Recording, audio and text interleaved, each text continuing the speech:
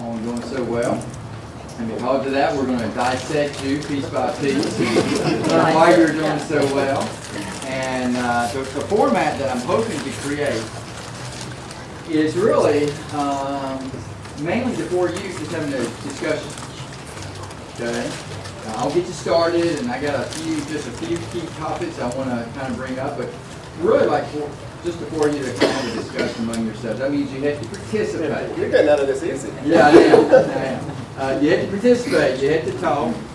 I have a 16-year-old son, fine young man, but he hasn't learned the art of conversation. Joshua, how's your day? Fine. How was practice? Good. What'd you learn at school? Nothing. I'm worried he'll never learn my accent if he doesn't talk. Okay, so we'll work on that. Maybe that's why he doesn't talk as free. Right. So anyway, you guys got to participate, and what we're going to do is, should you get a question that you're uncomfortable with, you just rather not answer, we're going to defer all those to John. Okay? I'll do it for Maria. This is going to be quick. What I'd like for you guys to do is we would like to kind of get the lay of the land. So kind of just help us to envision you, your office. We're going to drill down a little bit, but you can talk about your market. We're probably pretty much all going to say about the market. But just kind of introduce us. Let us see who your staff is, what role do you play in that staff, and that way it helps us to kind of go, okay, I'm a lot like his or her office, or I want to be like his and her office, but we can at least envision where you are. And we'll start with the new guy, Patrick. Okay. Patrick Wood. My background is full service. I worked for Prudential for 20 years. And Roger Steiner's the one that kind of got me interested in helpful stuff.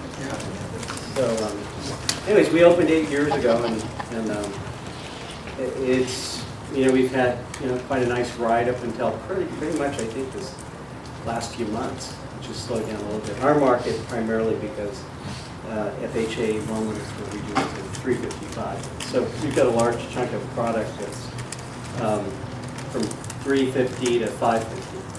So we affect a little bit, but we're still hanging in there. My office manager, Valerie, whom should be up here speaking for me on my behalf, because that's really what she does. She does it well. She keeps, we're supposed to, yeah. Anyway, so she's kind of the nucleus. She is the one that coordinates everything. As our office evolved, we started with licensed commissioned agents. Now our agents are all licensed, of course, agents, but they're on hourly or salary. So, How many? We've got 6 total. Now, do they work buyers and sellers, or do they specialize? They're working buyers. They're supporting our listings. So I'll normally take the listings, but we've got such a talented team right now that I don't feel like I have to be out on every listing. But face-to-face, I agree, is huge that we're talking about. We kind of get away from that with internet, with email, with text, with everything. So, but it's worked out. So we really have a great team. So our listings, no matter what our staff is doing, if they're filling flyers, if they're running, whatever they're doing, they're getting paid for it. So if they do sit open houses, they're getting paid for it. So we have exposure, we have really great exposure in our community, and that's it. I mean, we have a combination of full service, and sellers are involved in a lot of, they participate in open houses, and so again, that's that exposure on the weekends. So. Okay. Now, are you mainly doing listings, or are you working buyers as well, or are you mainly listings? Okay. Mainly listings. Okay. And Val is your personal assistant? She's the office manager, okay. and so she kind of coordinates everything, okay. Schedules everyone. Now, as far as your splits between your sellers and your buyers on closings, are you 50-50, or are you heavy one way or the other? Val? Probably 80-20. 80 towards 80 towards sellers listings. listings, okay.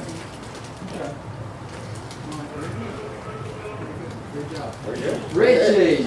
Richie's where we all want to go and visit, so, Next convention is there. yeah. Tell where you're from, Richie. Originally I'm from New York.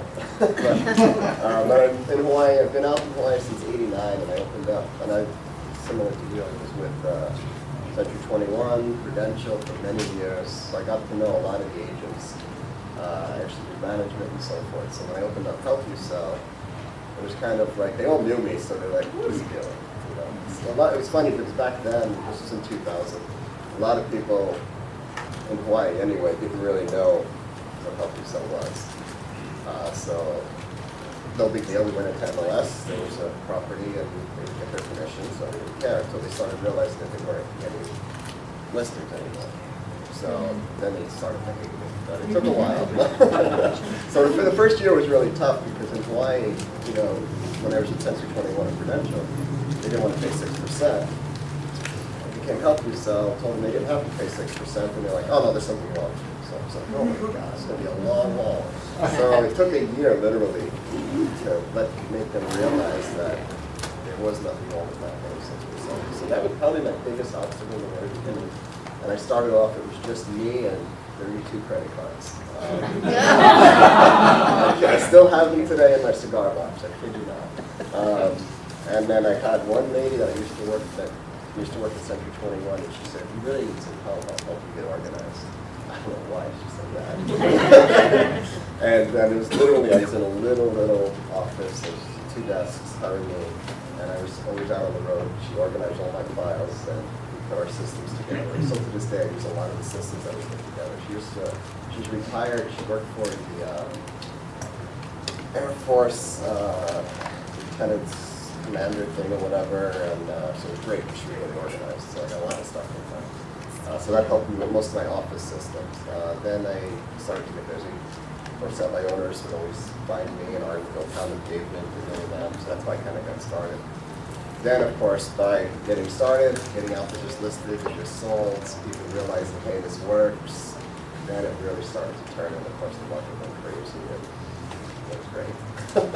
But now, to where I'm at now, I do have full service. I always promote that and advertise that.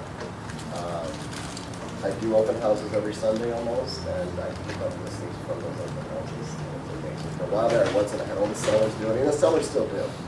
But it's amazing that you sit in the open houses and you get, oh, I didn't know you guys did open houses. Oh, sure, it's your option. Some of the sellers, you can sit it. You're not going to be any more. You might have a chance to save some more. But I'll do open houses every Sunday, and I'll pick up listings every Sunday. Pick up a listing. Just recently, in the past couple of years, we've got into the high end more now. So we're doing $2 million, $3 million properties. And they're the easiest. And honestly, with that, I don't know if I'm supposed to say this, but we're all friends. I just charge a straight percentage on that because it's so much easier for them to understand. I was always grappling with that. No, I'll just charge you a set fee. So now it's like 4.5% listing, and we're done.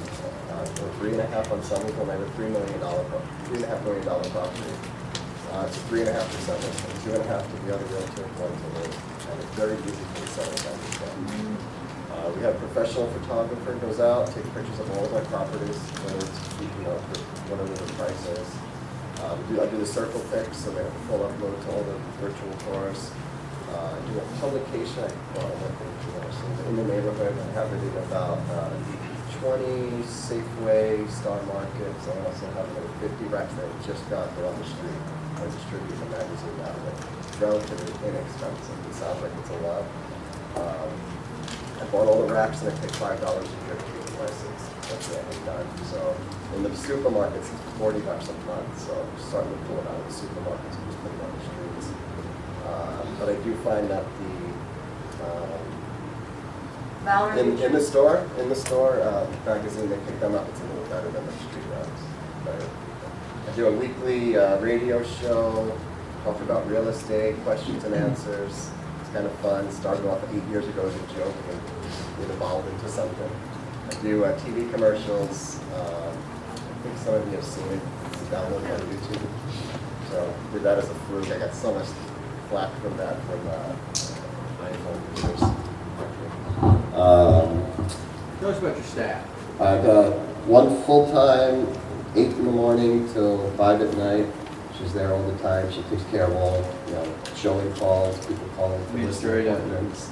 Yeah, people call for listing appointment, where's your property at? Okay, I'll have somebody get back to you, or if I'm in the office, I take all the listing calls no matter what. Then I'll delegate them out if I need to. I do have 8 other agents. They are, they go out, they get their own listings, they get their own buyers. I went through a big thing in Hawaii there where we had several offices. During the downturn, they closed. I sold them the franchise, so they're back with me. So it's a little different than what the normal splits and stuff would be.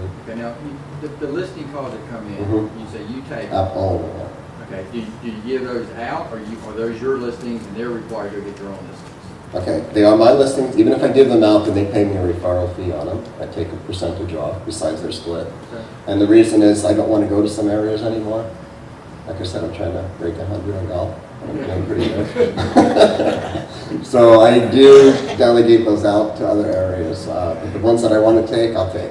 And then I say, hey, this seller called, let's go for this listing appointment. And I know they're going to get it. And our stuff is done a lot on the phone when they call in.